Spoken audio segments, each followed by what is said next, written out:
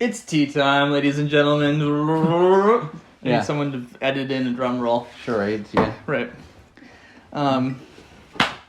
Episode 416. You know what it is. It's tea time. It's time to drink some Camellia sinensis. Hashtag tea time. Hashtag tea time. Hashtag get out your Gaiwan. Alright, what are we doing? We're doing some ripe. Yeah, we are doing some Chenyuan How ripe, so some boutique ripe from, I think, 2007, 2008 era. This was actually sent out by Sue in Malaysia as like a New Year's thing, Chinese New Year's thing. Awesome. So wanted to bring it on to the show. Yeah. Sue has very good tea and very good storage, so let's go. So based over in Malaysia, so Malaysia stored up until recently, so I guess this is 13, 14 years old ripe. So special ripe. So let's see what we think. How's it smell? Smells great. Okay. Brandy. And so I'm gonna make sure to push this pretty solidly. Yeah, totally. Beautiful. Yeah, always interesting too when you're being served tea to watch someone else brew the tea, also watch the tea swirling in the cup, do the whole thing, right? Even though I'm not brewing doesn't mean I'm not paying attention to all those little things. And it's not like those things are necessary to pay attention to enjoy the tea, but they're all just part of the experience. So why not? Yeah.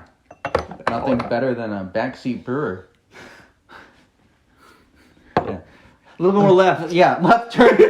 Yeah. Come on, pass him already. Oh, gosh. Tea rage.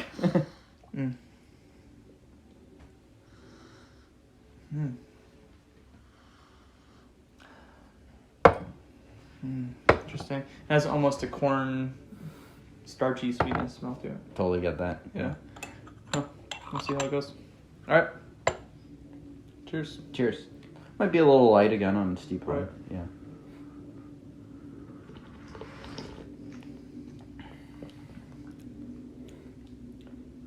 So sweet. Wow. Nice texture. Yeah. Really bright for such a... Especially Malaysia. It's going to be pretty wet stored, right? Her storage is on the dry end of Malaysia, Okay. but Malaysia itself, it's relatively hot and humid. Wow. Really sweet. Yeah. Yeah. Kind of get some of that corn sweetness in this too. Mm-hmm. Definitely pretty different from the factory tea. Yes. I could agree with that for sure. I'd say it's not very heavy. Yeah. No, not yet. No. But that could just be we're getting into it. Wonderfully creamy. Great residual sweetness. As James just said, it's a little thin, but again, we're just like you said, we're just getting into it. Yeah. I'm into this.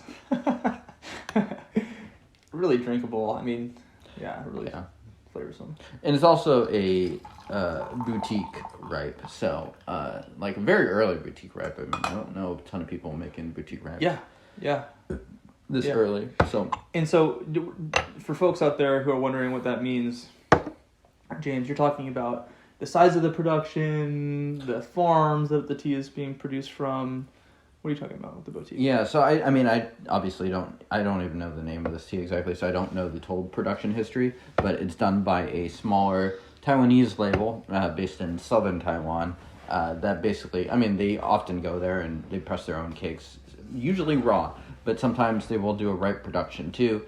And so I don't know if they selected the leaves and then had them fermented by a ferment master, Sure, or if they found a variety of already fermented leaves that they liked and decided to blend them together. Right. Not totally clear to me, but yeah. Smaller batch, right? So there's going to be... Yeah, undoubtedly. Right. Yeah. A lot more variety in the different recipes in the, a big part of like Munghai and these big factories is consistency, right? They want to produce the exact same tea every year, have it age the same way every year, etc.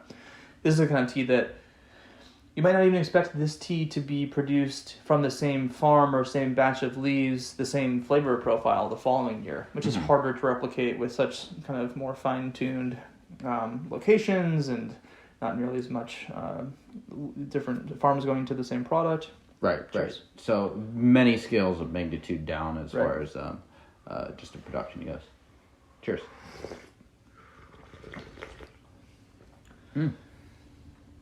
Juicy. Yeah. Oh. The flavor profile is quite unique too. I struggled to describe it. It's almost like a little bit of grain, but also like almost like some fruit juice or something. I don't even know. Yeah. It has a starch, almost oatmeal. But it's not like an oatmeal. It's not. So there's like, so when you make like a stout, right, or like a porter, like an oatmeal porter stout, you'll often use actual lactose for the sugar, right? Actual milk sugar. Because there's certain sugars that ferment and produce certain flavors, right? This doesn't have the oatiness. It has more of that milky sweetness to it, but starchy, thick, as well. Really interesting. Yeah. Yeah, and then just kind of really flavorsome and, like I said, kind of juicy and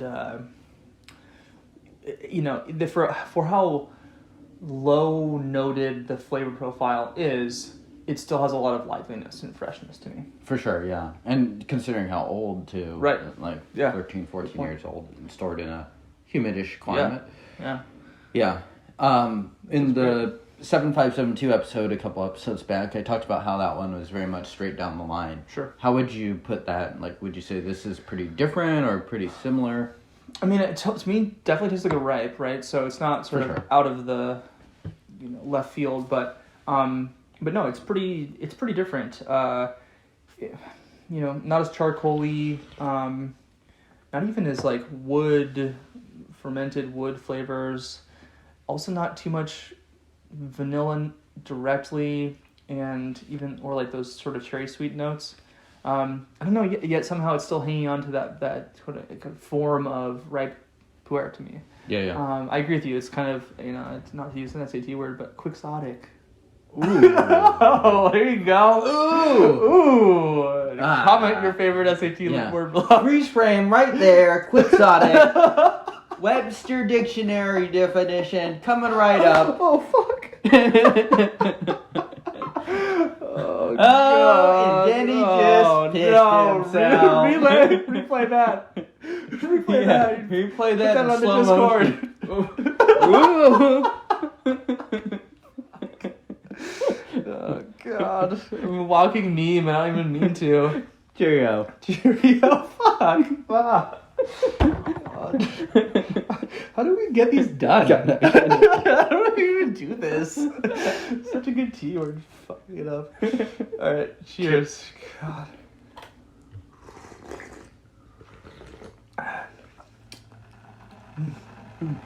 Almost like graham crackers. This tea's bringing out my inner Denny. It's just so different. Yeah, it's good. Yeah. The sweetness, almost kind of sweet wine flavors a little bit. Almost like if you imagine dark olives being sweet, it's kind of like the same sweetness of that. It's really good. Almost like some dark berries too. Very, very unique ripe, I gotta say. Yeah. Thank you, Sue. Yeah, and we'll just do one more. Yeah, I mean, it's got to be a pretty special ripe to pass by her too. So. Yeah. And awesome. Send out for Chinese New Year. Having like an echelon of. I mean, it's kind of like the design thing. I think when we work together and stuff. I can tell you when I see something. Oh, I think that's really good. But if you had to ask me to go and create something from scratch that would be good, I can't do that. There's nothing about me that can do that.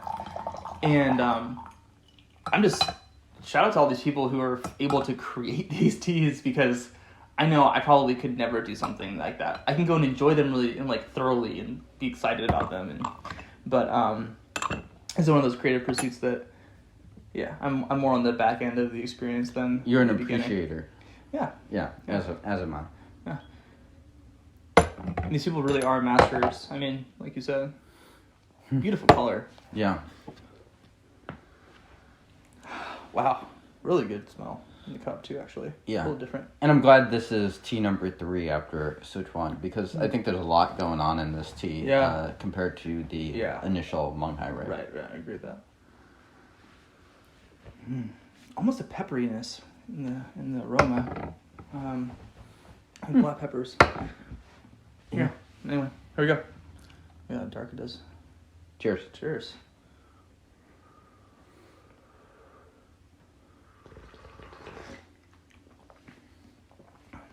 Oh man, it's just this immediate sweetness to this tea specifically, which I kind of am surprised by. I feel like, I don't know, it has almost a saccharine sweet flavor to it that I kind of expect to be aged out at this point. In a tea like this. So, pleasant. Surprising. Yeah, I certainly would not be able to tell you this was from 2008. Yeah, it'd be hard, and yeah. I mean, like, the storage is obviously, it's maintained a ton of the complexity of the tea. Yeah, this is great. So, James, can people pick this up? I don't think so. I mean, I don't even know what the tea name is, so I'm going to have to do some research and ask what the tea name actually is. But yeah, it's Chenyuan Hao tea from somewhere in the aughts. Like 2006 to 2009, I think, is somewhere where it's at. This is one of those teas where I'm just grateful for James being in my life, so I get to enjoy this kind of stuff. Because, I would never have had access to this. This is where you guys need to go and be little tea explorers out there. Google the people. Everyone, this is the thing about the tea community, and a lot of communities. You can actually just email people, and they will write back to you. And they're, like, stoked, right? If you're actually excited about it, you can write back to these people, and they're going to write back to you. That was my job, man. That was what I was doing. So, email everybody. Cut. It's over. Email these producers. Email the shops. Ask when you can demonstrate that you're not just a complete tea noob. They're going to be extremely excited to help you. Don't go in there having never had tea before, asking for some exquisite romantic experience that, no offense, like you probably just aren't going to enjoy that much or deserve to be given the time for. No offense to anybody, but yeah, Google, do the things, be a little tea weirdo, be a tea explorer. Like your boy on YouTube, like your guy on YouTube. Shout out to Stewie. Shout out to Tomatoes. Shout out to Big Beat. Yeah. We're gonna keep doing this. We are. Yeah, we're gonna keep doing this. So follow us on the things. tdv.org is the website. Go to the thing. Subscribe. Like the video. Don't like the video. Who cares? It's all good. Comment. What's your favorite SAT word? Quixotic. Quixotic. That's my favorite. Yeah, that's a good one. And we'll see you guys next time. We'll see you next week. It's just like an anime, like. Yeah.